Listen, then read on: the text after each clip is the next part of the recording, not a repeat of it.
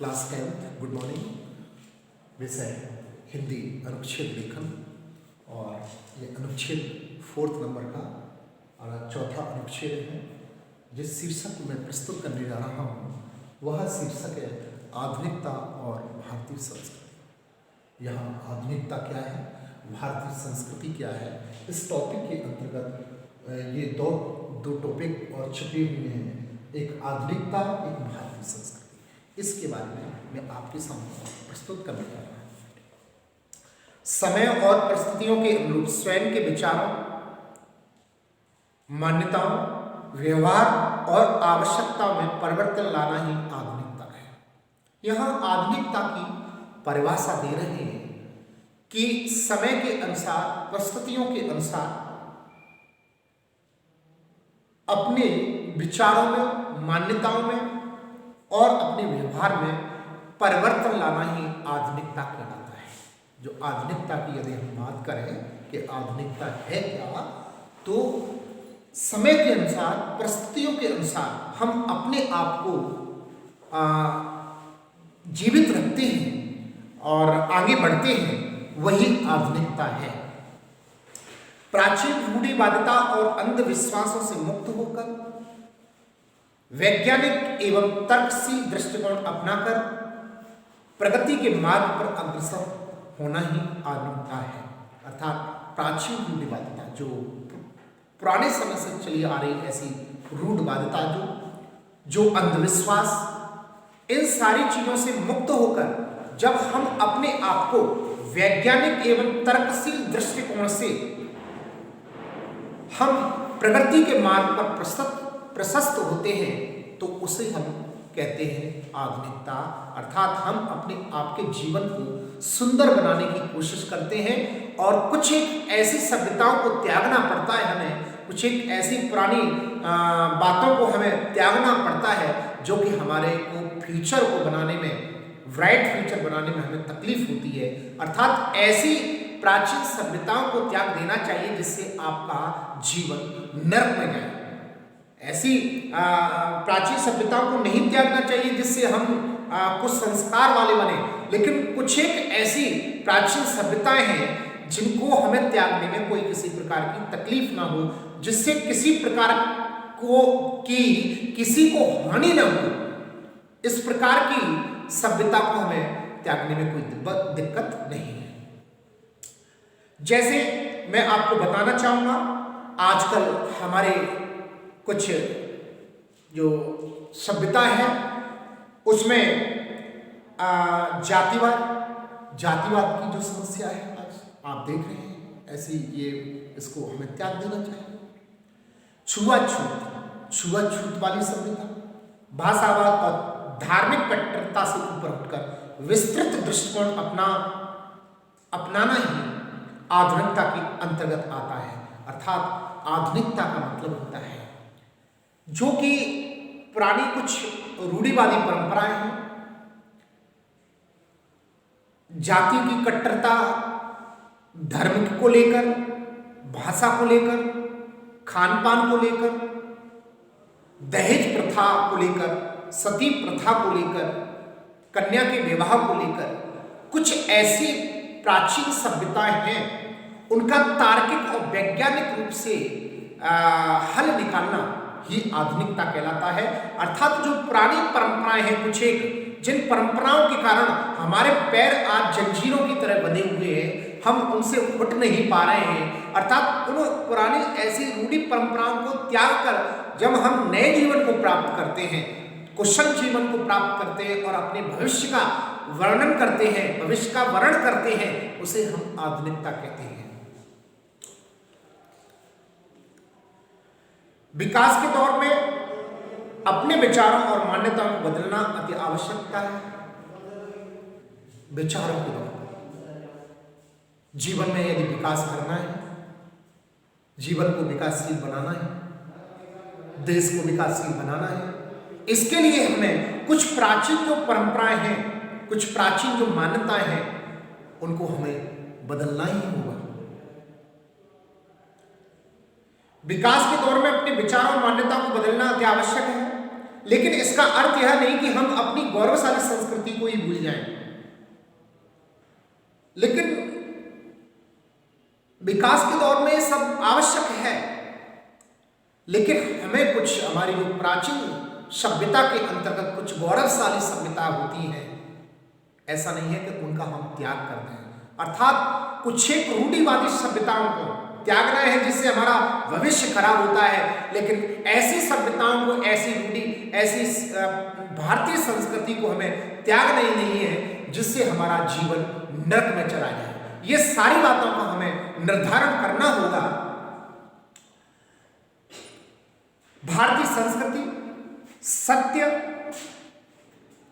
ईमानदारी, अहिंसा, त्याग, परोपकार, मानवता तथा एकता पर आधारित है।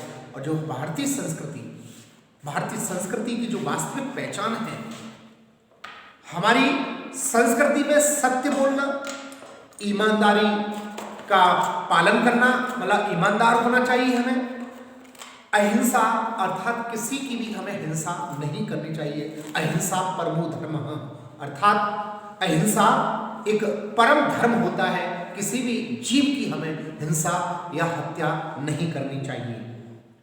त्याग, हमारे अंतर्गत त्याग की भावना होनी चाहिए, किसी भी चीज के प्रति हमारी लोलुपता ना हो, उसके प्रति इतना मोह ना हो कि हम उसके लिए अपना जीवन पूरा ही इस प्रकार समर्पित कर दें, इस प्रकार नरक में डाल लें कि हमारे जीवन का उद्देश्य अपने नरक में डालना हो जाए। ऐसी चीजों का हमें, उनके प्रति हमारी लोलुपता नहीं होना चाहिए जिससे हम मुख्य लक्ष्य उद्देश्य को ही भूल जाएं। परोपकार की भावना होनी चाहिए। परोपकाराय फलंति वृक्षा, परोपकाराय ध्वंति गावा, परोपकाराय इदं शरीरम। और अष्टादश पुराणेषु, व्यास जी ने कहा है, अष्टादश पुराणेषु व्यासस्य वचनद्वयम् परोपकाराय पुण्याय पापाय परपीडनम्। अर्थात 18 पुराणों में जो हमारे वेद साहित्य के, जो संस्कृति साहित्य के जो हमारे 18 पुराण हैं, उनका भी यही हमारे व्यास जी ने कहा है, 2 शब्द है कि परोपकाराय इदं शरीरम, यह शरीर परोपकार के लिए। अर्थात हमारी भारतीय सभ्यता के अंतर्गत, हमारी भारतीय संस्कृति के अंतर्गत दूसरे का भला करना, दूसरे का परोपकार करना, यह भी एक उसका लक्ष्य है हमारी भारतीय संस्कृति का।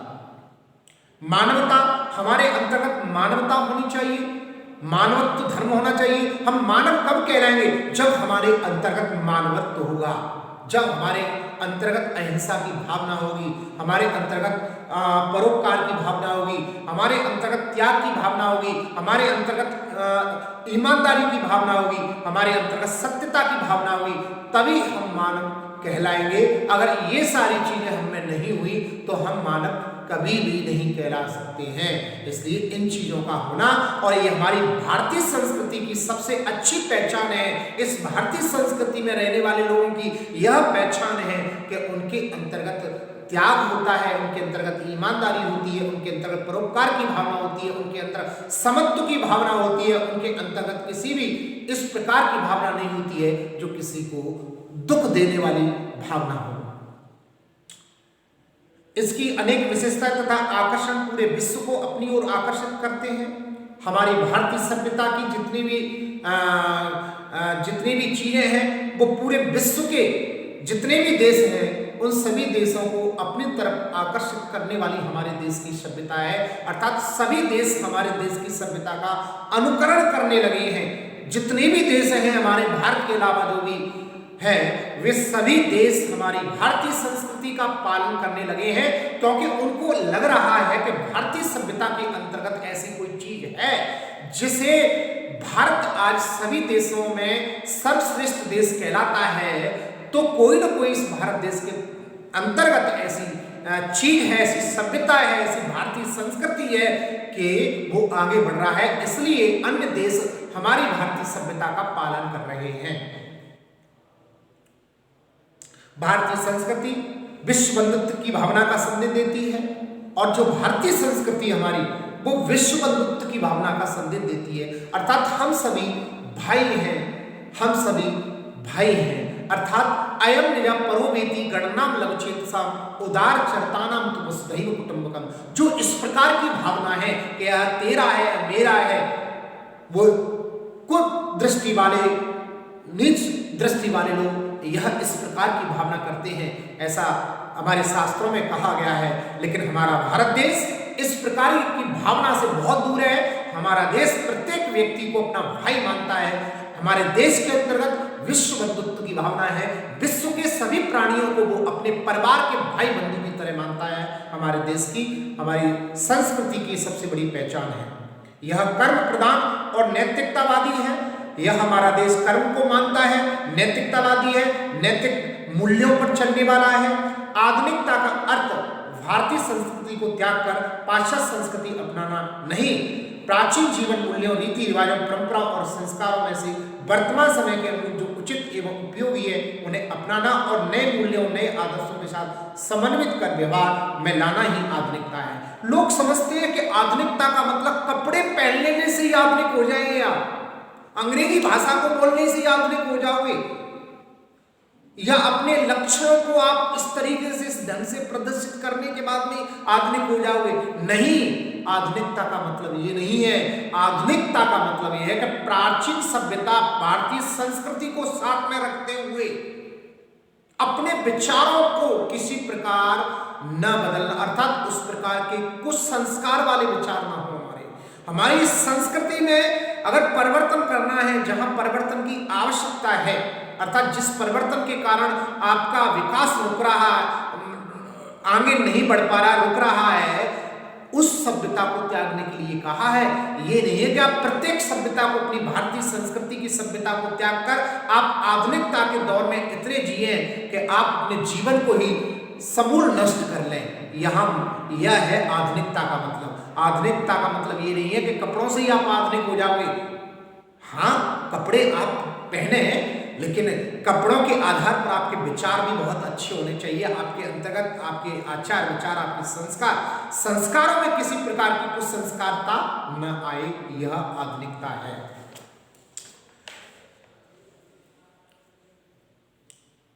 आधुनिक होने का मतलब यह है कि यह नहीं है कि हम अपनी पहचान ही खो दें। भारतीय संस्कृति विश्व की सर्वश्रेष्ठ संस्कृति है जो अपने अस्तित्व और अधिकारों के साथ विकास के पथ पर निरंतर अग्रसर है। आधुनिकता के दौर में अपनी संस्कृति की पहचान बनाए रखना अत्यंत आवश्यक है। प्राचीन मान्यता में जो श्रेष्ठ और आधुनिकता में जो उत्तम है, उसका समन्वय करके व्यवहार में लाना ही उचित निर्णय होता है। इसलिए समय के साथ साथ स्वयं में परिवर्तन और संस्कृति की पहचान बनाए रखना सर्वश्रेष्ठ है। तो अर्थात यह सर्वश्रेष्ठ है, अपनी सभ्यता भी किसी प्रकार का नष्ट न हो, भारतीय संस्कृति को याद किया जाए। भारतीय संस्कृति को लेकर और जो आधुनिकता को लेकर, दोनों को मिलाकर ऐसा काम करना चाहिए जिससे अपनी भारतीय संस्कृति पे किसी प्रकार का कुठारघात न हो, अपनी भारतीय सभ्यता का, अपनी भारतीय संस्कृति का पालन भी हो जाए और हम आधुनिकता के दौर में भी जी लें। इस प्रकार का हमें समन्वय बैठाना चाहिए। इस प्रकार की हमें कोशिश करनी चाहिए कि हम अपनी भारतीय सभ्यता को भी न भूलें और आधुनिकता के दौर में भी अच्छे तरीके से जी पाए। इस प्रकार का हमें हर बीच प्रयास करना चाहिए। यह है आपकी आधुनिकता और भारतीय संस्कृति पर अनुच्छेद जो भी मैंने आपके सामने वर्णन किया, यह आधुनिकता और भारतीय संस्कृति के अंतर्गत आता है। अर्थात भारतीय संस्कृति के माध्यम से, भारतीय संस्कृति के विचारों के माध्यम से, भारतीय सभ्यता के माध्यम से हम आधुनिकता की तरफ, आधुनिकता का मतलब आज के युग में जीना। अब किस प्रकार भारतीय सभ्यता को हम उसका पालन भी होता रहे और आधुनिकता के दौर में जीते भी रहे, इसके लिए आपको यह काम करना होगा कि हम कैसे सभी चीजों को अपना लें और अपनाते हुए, चाहे वो किसी भी क्षेत्र की बात हो, उस क्षेत्र को अपनाते हुए भारतीय अपनी संस्कृति को, प्राचीन सभ्यता को हम भूल न सकें। जैसे कुछ एक ऐसी भारतीय सभ्यताएं हैं जिनको त्यागा जा सकता है, उसमें मैं आपको बताना चाहूंगा दहेज प्रथा है, इसको आप त्याग सकते हो। अगर इसको त्याग दोगे तो कोई भारतीय सभ्यता पर कोई कुठारघात नहीं होगा, अर्थात भारतीय सभ्यता पर कोई किसी प्रकार का मतलब वो नुकसान नहीं हुआ। इस प्रकार का जाति प्रथा को त्याग सकते हो आप, जातियों को लेकर मतभेद, एक दूसरे की जाति पर लांछना उठाना, एक दूसरे की जाति को गलत शब्दों का प्रयोग करना एक दूसरे की जाति के प्रति, ऐसी सभ्यता को भी आप समाप्त कर सकते हो, धर्म वाली सभ्यता को भी समाप्त कर सकते हो। आजकल हम धर्म को लेकर बहुत लड़ते रहते हैं कि तेरा धर्म ये, मेरा धर्म ये, तेरा धर्म ये, तेरा ये धर्म। अरे जिस किसी का भी धर्म का मतलब होता है अपने कर्तव्य का पालन करना, अपने कर्म का पालन करना, अपने कर्म और कर्तव्य का पालन करना। ये इससे बड़ा धर्म तो हो ही नहीं सकता है।